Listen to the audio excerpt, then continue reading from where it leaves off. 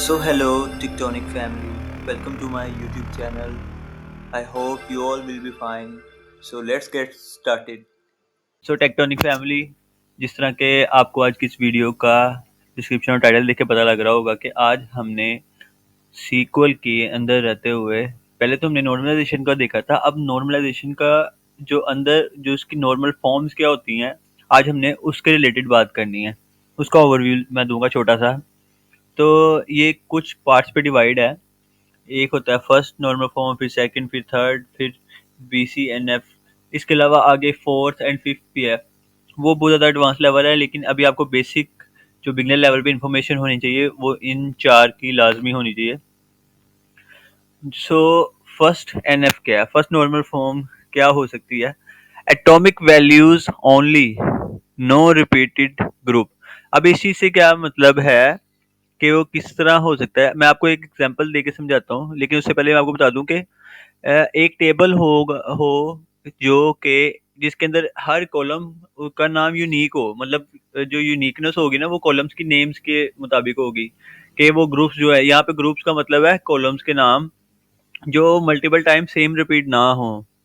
और इनके अंदर रेपिटेशन इस लिहाज से हो सकती है। ग्रुप्स को हम ये भी कह सकते हैं कि कॉलम के अंदर, जैसे फॉर एग्जांपल एक टेबल है मेरे पास जिसके अंदर आईडी आ रही है, नेम आ रहा है और फ़ोन नंबर आ रहा है। तो फ़ोन नंबर एक यूज़र है, तो उसके मल्टीपल भी तो हो सकते हैं। तो हम उसमें उसको फर्स्ट नॉर्मल फॉर्म में लाने के लिए हम उसको इस तरह लिखेंगे कि जैसे एक नाम जुनेद है, उसकी आईडी 1 है, उसके अगेंस्ट दो नंबर पड़े हैं, एक 01 पड़ा है और एक 02 पड़ा है।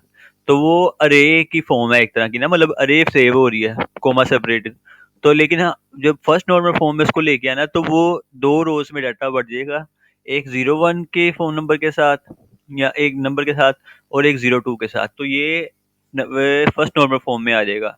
इसी तरह सेकंड फॉर्म नॉर्मल फॉर्म में रिमूव पार्शियल डिपेंडेंसी। अब पार्शियल डिपेंडेंसी में क्या चीज़ होती है, इसमें पहला पार्ट तो ये देखा जाता है कि जब आपने इस चीज़ में जाना होता है सेकंड नॉर्मल फॉर्म में, तो इसमें ये चीज़ देखी जाती है कि ये पहले फर्स्ट नॉर्मल फॉर्म में एग्जिस्ट करता है कि नहीं। पहले तो अगर वो एग्जिस्ट करता है, फिर उसके बाद दूसरा पॉइंट इस पे ये आता है कि जितने भी नॉन प्राइम एट्रीब्यूट्स, मतलब के कॉलम्स जो होते हैं ना, वो कैंडिडेट की के पार्ट्स ना हो और ये वो फुली फंक्शनल डिपेंडेंट हो इंटायर प्राइमरी की के ऊपर। तो ये उस चीज़ को मतलब प्रेफर करता है। और ये रिमूव पार्शियल डिपेंडेंसीज को ये मतलब एलिमिनेट करता है पार्शियल डिपेंडेंसीज को। इसके एग्जांपल हम कुछ इस तरह देख सकते हैं कि एक फॉर एग्जांपल एक हमारे पास टेबल है जिसके अंदर स्टूडेंट आईडी है, कोर्स आईडी है और कोर्स नेम है। तो यहाँ पे कोर्स नेम है, वो डिपेंड करता है कोर्स की जो आईडी है उसके ऊपर, मतलब ना के स्टूडेंट आईडी के ऊपर या कोर्स आईडी के ऊपर। इन दोनों के ऊपर नहीं करता, सिर्फ कोर्स आईडी के ऊपर करता है। तो इसका सोल्यूशन हमारे पास क्या हो सकता है कि एक हमारे पास स्टूडेंट कोर्स हो और एक कोर्स हो। तो स्टूडेंट कोर्स के टेबल में हम इनको दो हिस्सों में डिवाइड कर दिया। तो स्टूडेंट कोर्स का जो टेबल है उसके अंदर हम स्टूडेंट आईडी हमारी आ रही हो और कोर्स आईडी आ रही हो, और कोर्स आईडी में वो मल्टीपल आईडीज आ सकती हो सकती हैं। जैसे फॉर एग्जांपल एक स्टूडेंट है 1, उसके पास 3 कोर्सेज हैं। तो वो कोर्स टेबल से 3 आईडीज उठा के उस सिंगल यूजर के अगेंस्ट, सिंगल स्टूडेंट के अगेंस्ट वो पास कर हो सकता है। तो ये सेकंड नॉर्मल फॉर्म में आ जाएगा। फिर उसके बाद बात की जाती है थर्ड नॉर्मल फॉर्म की, रिमूव ट्रांजिटिव डिपेंडेंसी। अब ट्रांजिटिव डिपेंडेंसी क्या होती हैं?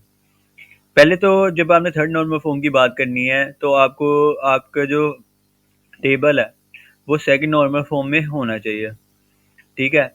लेकिन उसके बाद जो सबसे मेन चीज़ आती है वो ट्रांजिटिव डिपेंडेंसीज ना हो। अब इससे क्या मुराद है कि a non prime attribute depends on another non prime attribute.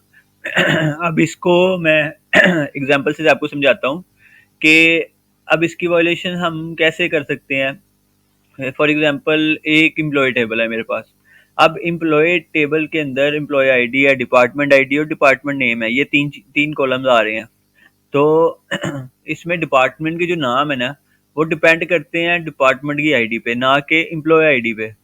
तो हम इसका सोल्यूशन इस तरह बना सकते हैं कि इनको दो टेबल्स में स्प्लिट कर लें। एक एम्प्लॉयज़ का होगा और एक डिपार्टमेंट्स का। तो एम्प्लॉय आईडी और एम्प्लॉयज़ टेबल के अंदर एम्प्लॉय आईडी रख लें और डिपार्टमेंट आईडी रख लें, मतलब कि डिपार्टमेंट के अंदर से जो भी दूसरा टेबल हमारा होगा डिपार्टमेंट का, और उसके अंदर दो कॉलम्स हम इस तरह बना सकते हैं कि डिपार्टमेंट आईडी और डिपार्टमेंट नेम, उसके अंदर हमारे पास मल्टीपल डिपार्टमेंट हो सकते हैं और मल्टीपल नेम्स हो सकते हैं। और एम्प्लॉय टेबल के अंदर हमारे पास डिपार्टमेंट इस लिहाज से आएंगे कि एम्प्लॉय आईडी जो है वो और उसके मल्टीपल डिपार्टमेंट्स हो सकते हैं, वो उसको रेफर करेंगे। ठीक है, ये हो गई हमारी थर्ड नॉर्मल फॉर्म। फिर इसके बाद आती है BCNF। अब BCNF क्या होती है? बाइसी कोड नॉर्मल फॉर्म। अब ये क्या चीज़ है? इसके अंदर आपके टेबल में अगर आप चाह रहे कि ये नॉर्मल फॉर्म में आपका टेबल एग्जिस्ट करता हो, तो इससे पहले आपको ये कंफर्मेशन होनी चाहिए कि आपका टेबल थर्ड नॉर्मल फॉर्म में एग्जिस्ट करता है। मतलब ये सारा सीन स्टेप बाय स्टेप का है। तो it is in third normal form every determinate, मतलब कि अब इसमें स्पेशल केस क्या होते हैं कि ये जो कॉम्प्लेक्स कीज होती हैं उसके लिए यूज़ किया जाता है।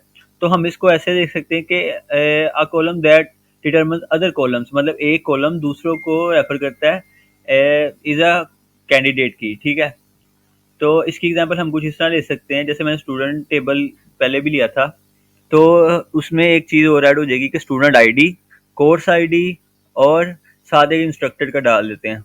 अब इसमें इंस्ट्रक्टर जो डिटरमिन करता है वो है कोर्स आईडी के ऊपर, लेकिन जो इंस्ट्रक्टर है वो कैंडिडेट की नहीं है।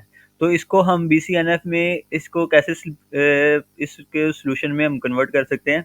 हम इसको दो टेबल में स्प्लिट कर लेते हैं, जिसमें एक स्टूडेंट कोर्सेज का हो जाएगा और एक कोर्स इंस्ट्रक्टर का हो जाएगा।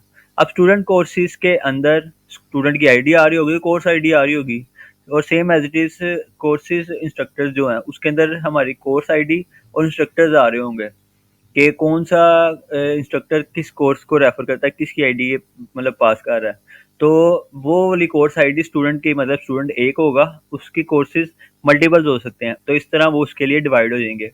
तो ये कुछ नॉर्मल सी मतलब ओवरव्यू था कि नॉर्मल फॉर्म्स हमारे पास किस तरह की हो सकती है और ये किस तरह एलिमिनेट करता है ट्रांजिशन को, फंक्शनल डिपेंडेंसीज को, या पार्शियल या रिपीटिंग ग्रुप्स को। तो आज की इस वीडियो को यहाँ पे ख़त्म करते हैं। इंशाल्लाह मिलते हैं नेक्स्ट वीडियो में एक ब्रीफ डिस्कशन के साथ ऑन फर्स्ट NF। तो तब तक के लिए अल्लाह हाफिज़। So don't forget to like, subscribe and share. Thank you.